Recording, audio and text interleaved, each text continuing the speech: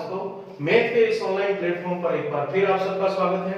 जैसा कि हमने लास्ट पार्ट में क्लास 10 से रिलेटेड कुछ चैप्टर को हल किया था, आज हम उसी क्लास से चैप्टर संख्या 4 को लेने वाले हैं, जो है कि रैखिक समीकरण और असमीकरण के रूप में दे रखा है, लीनियर इक्वेशन के रूप में दे रखा है। ये हमारे एग्जाम की दृष्टि से इंपॉर्टेंट चैप्टर रहने वाला है और इसमें हम सीखने वाले हैं ग्राफीय विधि तथा ग्राफ की प्रकृति को कैसे पहचानते हैं, उसको सीखने वाले हैं। तो हमारे पास जो इक्वेशन रहेगी वो हम देखते हैं कि हमारे पास जो क्वेश्चन नंबर 2 की पहली इक्वेशन है, हमारे पास फर्स्ट क्वेश्चन है, इक्वेशन नंबर फर्स्ट दे रखी है x + y = 3 के रूप में दे रखा है। दूसरी इक्वेशन है 3x - 2y = 4 के रूप में दे रखा है। हमें इन दोनों इक्वेशन को हल करके टेबल तैयार करनी होगी और टेबल के माध्यम से हमें ग्राफ बनाना है और ग्राफ में हमें देखना है कि ये किस प्रकृति का ग्राफ है, किस नेचर का ग्राफ है। तो ये क्वेश्चन नंबर जो है 6 नंबर का क्वेश्चन रहने वाला है एग्जाम में। तो सबसे पहले हमारे पास जो इक्वेशन नंबर 1 है उसको सिंपलीफाई करते हैं, सरल करते हैं। x + y = 3 के रूप में हमें गिवन है। इसको हम x के रूप में लिखना चाहें तो हमारे पास बन जाएगा 3 - y के रूप में लिखा जाएगा। इसको इक्वेशन नंबर बना देंगे a।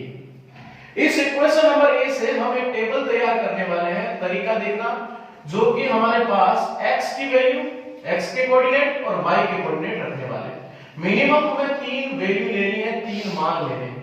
मैक्सिमम हम जितने चाहे ले सकते हैं, लेकिन मिनिमम हमें 3 लेने हैं।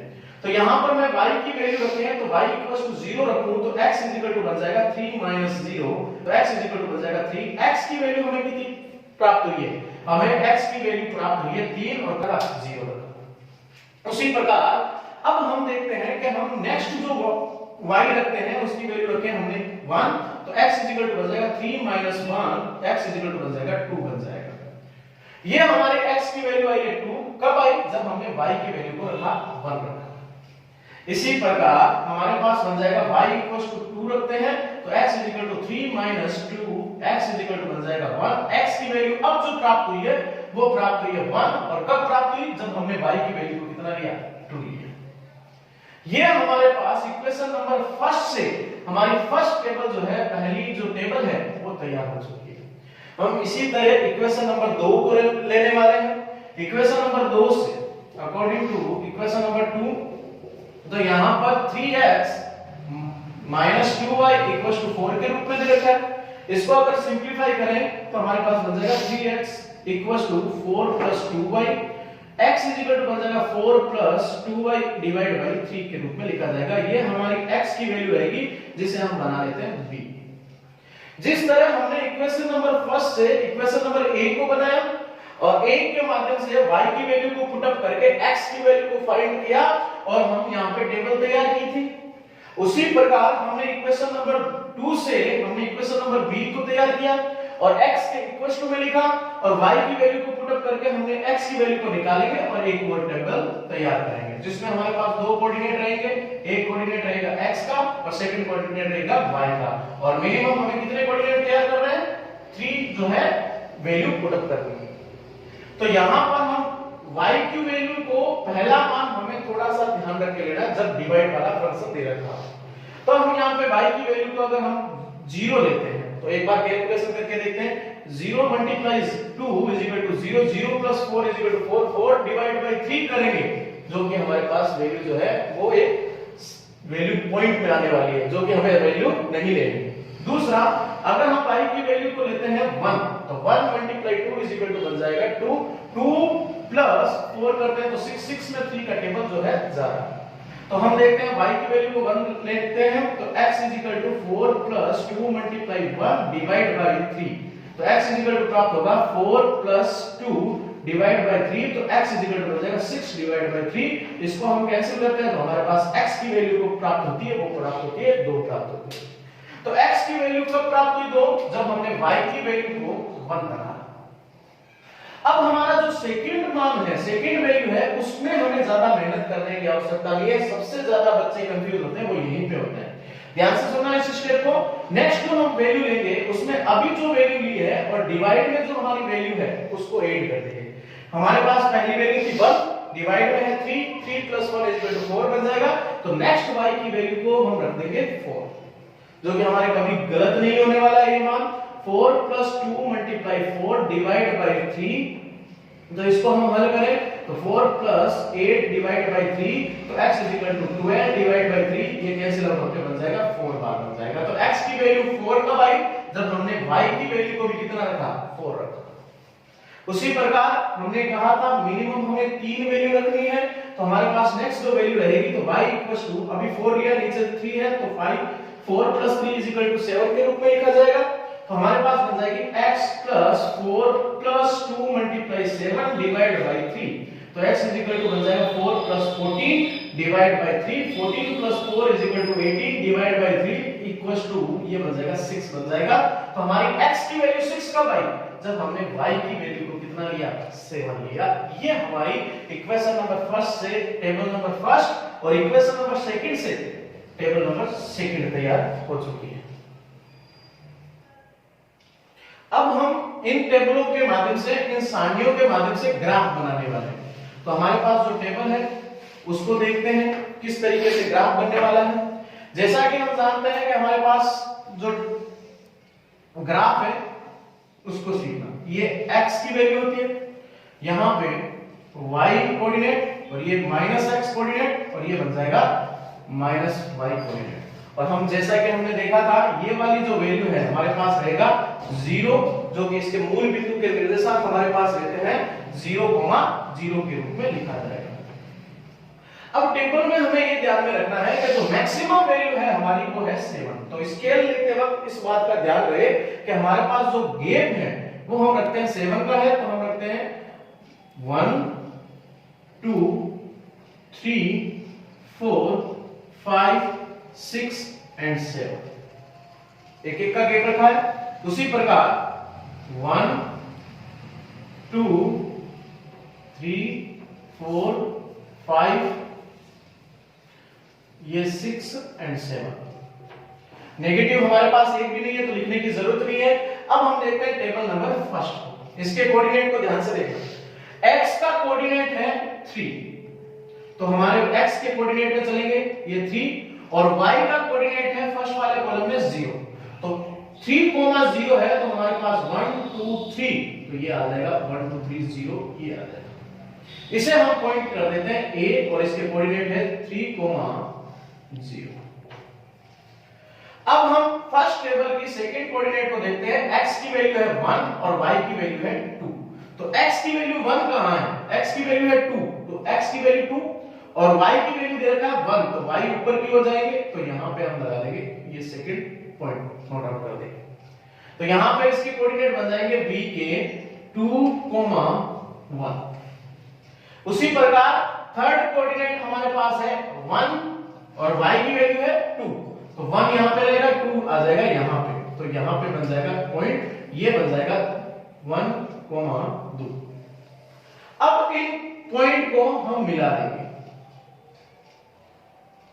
इस ग्राफ को आगे की ओर बढ़ा देंगे, ये इस तरीके से आगे की ओर बढ़ने वाला है। अब हमने टेबल जो है नंबर फर्स्ट टेबल को हमने एक सरल रेखा के रूप में निरूपित कर दिया है। अब इसी प्रकार सेकंड जो टेबल है उसको हम हल करने वाले हैं। इसमें भी ध्यान रखना, इसमें x का पहला कोऑर्डिनेट है 2 और y का पहला कोऑर्डिनेट है 1, तो इसको लिखते हैं, ये बन जाएगा 1 2 और y की वैल्यू है 1, तो यहां पे ये पॉइंट आने वाला है। इस पॉइंट को लिख देते हैं p, जो कि कोऑर्डिनेट है 2, 1।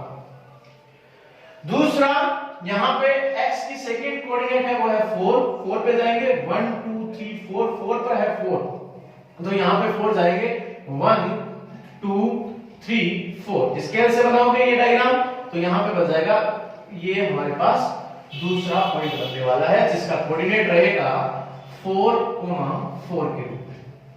लास्ट कोऑर्डिनेट है x का 6 और y का 7, तो x का 6 ये यहां पे आएगा, y का 7 हम देखते हैं स्केल के माध्यम से बनाएंगे, तो हमारा कोऑर्डिनेट बनने वाला है, इधर बनने वाला है, जो कि हमारे पास r रहेगा, जिसके कोऑर्डिनेट रहेंगे 6, 7, और इसको पॉइंट को अगर हम मिलाएं, वो जो लाइन बनने वाली है, लीनियर इक्वेशन बनने वाली है, वो इस तरीके से बनने वाली है।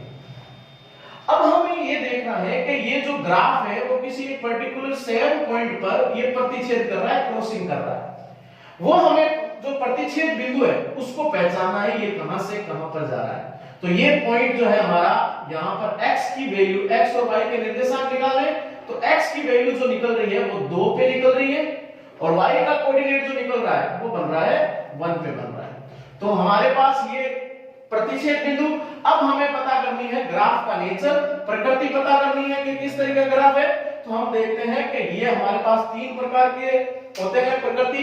पहली होती है समांतर पैरेलल जो होती है वो, दूसरी होती है संपाती और तीसरी प्रकृति होती है प्रतिच्छेदी।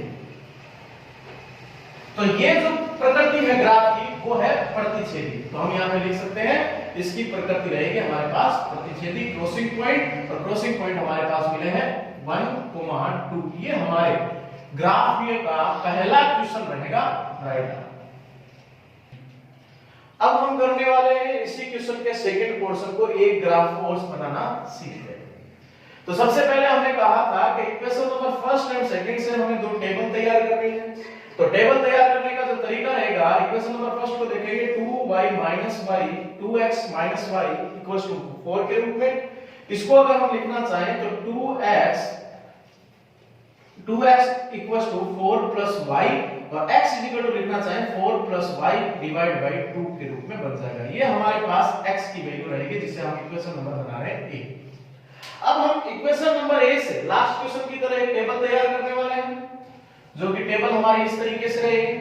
हमारे पास एक कोऑर्डिनेट रहेगा x का और दूसरा कोऑर्डिनेट रहेगा y का रहेगा। तो हमें मिनिमम 3 मान लेने हैं। तो y की वैल्यू को मैं रख रहा हूं यहां पे 0, तो x बन जाएगा 4 + 0 / 2। तो x 0 + 4 = 4 / 2। x की वैल्यू जो आ जाएगी 2। तो x की वैल्यू 2 कब आई? जब हमने y की वैल्यू को कितना लिया? 0 लिया। उसी प्रकार नेक्स्ट वैल्यू रखते हैं हम, यहां पे बन जाएगा, मैंने कहा जो पहली वैल्यू ली हमने और नीचे जो वैल्यू है दोनों का हम करेंगे एडिशन। तो 0 + 2 बन जाएगा 2। तो हमारे पास y की जो नेक्स्ट वैल्यू रहेगी वो रहेगी 2। यहां पे हम पुट अप करें x 4 + 2 / 2। तो x बन जाएगा 6 / 2। तो x बन जाएगा 3। तो हमारे पास x की वैल्यू कितनी आई? 3 आई। और कब आई? जब हमने y की वैल्यू कितनी रखी? 2 रखी। इसी प्रकार हम नेक्स्ट वैल्यू को फाइंड आउट करेंगे। 2 + 2 बन जाएगा 4। तो y की वैल्यू लेंगे 4। तो x 4 + 2 4 / 2 ये बन जाएगा 8 / 2 x की वैल्यू प्राप्त हो जाएगी 4। तो x की वैल्यू कितनी आई? 4। कब आई? जब हमने y की वैल्यू को कितना रखा? 4 रखा। बहुत सिंपल है। हमने इक्वेशन नंबर फर्स्ट से इक्वेशन नंबर a को बनाया और इक्वेशन नंबर a से हमने वैल्यू को रख के हमने एक टेबल तैयार की है। उसी प्रकार हम करने वाले हैं इक्वेशन नंबर 2 के साथ में। इक्वेशन नंबर 2 हमारे साथ है x + y = -1। ये हमें गिवन है। तो x + y - 1 ये दे रखी है, तो हम इसको ट्रांसफर करेंगे तो x = -1 - 5। तो x की वैल्यू ये हमारे पास इक्वेशन नंबर बन जाएगी b। इक्वेशन नंबर b से y की वैल्यू को पुट अप करके हम किसका मान निकालेंगे? सेकंड टेबल तैयार करेंगे जिसमें पहला कोऑर्डिनेट रहेगा x का और दूसरा कोऑर्डिनेट रहेगा y का। मिनिमम हमें 3 जो है वैल्यू पुट अप करनी है। तो यहां पर डिवाइड में फंक्शन नहीं है तो कोई भी मान चलेगा। तो मैंने x y का पहला मान रख दिया 0। तो x -1 0। तो x बन जाएगा -1। तो x की वैल्यू कितनी आई? -1। उसी प्रकार हम x की y की वैल्यू को रख देते हैं 1। तो हमारे पास क्या बन जाएगा? x -1 1 ये बन जाएगी वैल्यू। अब x की वैल्यू प्राप्त होगी हमारे पास -2। x की वैल्यू -2 प्राप्त कब हुई? जब हमने y की वैल्यू को कितना लिया? 1 लिया। नेक्स्ट वैल्यू को लेते हैं लास्ट, x y 2 ले लेते हैं इस बार। तो x -1 क्वेश्चन से और y की वैल्यू 2। तो ये बन जाएगा -3। तो x की वैल्यू -3 कब आई? जब हमने y की वैल्यू को कितना लिया? 2 लिया। अब हम देखते हैं कि इक्वेशन नंबर फर्स्ट से a को बनाया, वैल्यू पुट अप की और हमने टेबल तैयार की। किस तरीके से तैयार की आपके सामने है। दूसरा इक्वेशन नंबर 2 को उठाया और उसको हमने इक्वेशन नंबर b तैयार की। इक्वेशन नंबर b से मिनिमम 3 वैल्यू को पुट अप किया और हमने टेबल नंबर तैयार कर दी दूसरी। अब इस equation number table number first और टेबल नंबर सेकंड से हम बनाने वाले हैं ग्राफ बना के हम उसकी देखने वाले हैं प्रकृति कैसी है, नेचर कैसा है। तो आइए हम ग्राफ बनाना एक बार फिर सीखते हैं। तो हमारे पास जो कॉलम रहेगा हम जानते हैं, एक रहेगा हमारे पास x एक्सिस, दूसरा रहेगा हमारे पास y एक्सिस और तीसरा रहेगा -x और ये बन जाएगा नेगेटिव y के रूप में, और ये मूल बिंदु 0,0 के रूप में कार्य करता है। तो हमारे पास मैक्सिमम जो वैल्यू है वो हमारे पास 4 है, तो हम स्केल जो है वो 1 का ले सकते हैं। कहने का तात्पर्य है 1 2 3 4, यहां पे बन जाएगा 1 2 3 4। क्योंकि टेबल में हमारे पास नेगेटिव वैल्यू है इसलिए हम नेगेटिव रूप में भी लेंगे, -1 -2 -3, ये बन जाएगा -4। यहां पे -1 -2 -3 -4 के रूप में लिखा जाएगा। अब टेबल नंबर फर्स्ट से वैल्यू रख के, कोऑर्डिनेट रख के हम ग्राफ तैयार करेंगे। x पहला जो है वो x पर 2 है, 2 पर 0 है, तो यहां पे बन जाएगा ये फर्स्ट नंबर पॉइंट। दूसरा x की वैल्यू है 3 और y की वैल्यू है 2, तो x की वैल्यू 3 पे जाके y की वैल्यू 2 ऊपर की ओर जाएंगे, तो ये यहां पे पॉइंट नोट कर देंगे। तीसरा कोऑर्डिनेट है हमारे पास x का y और y का भी, x का जो है 4 और y का भी हमारे पास कहीं ना कहीं ये वैल्यू है 4, तो यहां पे रखेंगे और इस सरल रेखा को आपस में मिला देंगे। ये इस तरीके से ये रेखा चलने वाली है। अब इसी प्रकार सेकंड टेबल को देखते हैं, इनके पॉइंट लिखना चाहिए तो a b c के रूप में ये कोऑर्डिनेट बन जाएगा 0 2,0, ये बन जाएगा 3,2 और ये बन जाएगा 4,4। दूसरी टेबल है हमारे पास x की वैल्यू है हमारे पास -1 और y की है 0, तो ये यहां पे बन जाएगा पहला। दूसरा है x की है -1 और फिर पॉजिटिव 1 है, -2 x की वैल्यू और y की है पॉजिटिव 1, तो ये यहां पे बन जाएगी। थर्ड वन x की वैल्यू है -3 और ये यहां पे -3 और ये है पॉजिटिव 2, तो ये यहां पे बन जाएगी। और ये जो रेखा बनेगी वो कुछ इस तरीके से बनने वाली है। अब हम देखते हैं, इनका भी पॉइंट कर देते हैं p q r। p का रहेगा -1,0, 2 का रहेगा -2,0, 3 का रहेगा -3,2। अब हम इस ग्राफ को देखें तो सर प्रकृति अगर हम पता करना चाहें तो हमारी प्रकृति हमें नहीं पता चल रही है, क्योंकि ना तो ये पैरेलल है ना ही ये संपाती है। संपाती में किसी एक रेखा के ऊपर दूसरी रेखा का निर्माण होना वो भी नहीं है, और ना ही ये हमें प्रतिच्छेदी के रूप में दिखाई दे रहा है। तो हमें सिर्फ इतना ही नहीं देखना है, अगर हम इस ग्राफ को आगे की ओर बढ़ाएं और इस लाइन को आगे की ओर बढ़ाएं तो कहीं ना कहीं ये आगे जाके जो किसी पर्टिकुलर पॉइंट पे प्रतिच्छेद करने वाली है। तो इसका मतलब ये ग्राफ जो है, इसकी प्रकृति, इसका नेचर जो है, इसका भी क्या रहने वाला है, प्रतिच्छेदी ग्राफ बनने वाला है। ये क्वेश्चन नंबर सेकंड पोर्शन का रिजल्ट रहेगा राइट नाउ। अब हम नेक्स्ट पार्ट में इसी चैप्टर से जुड़े नेक्स्ट सवालों को करने वाले हैं। इन सवालों में आपको कोई भी डाउट हो तो आप कमेंट के माध्यम से पूछ सकते हैं। धन्यवाद।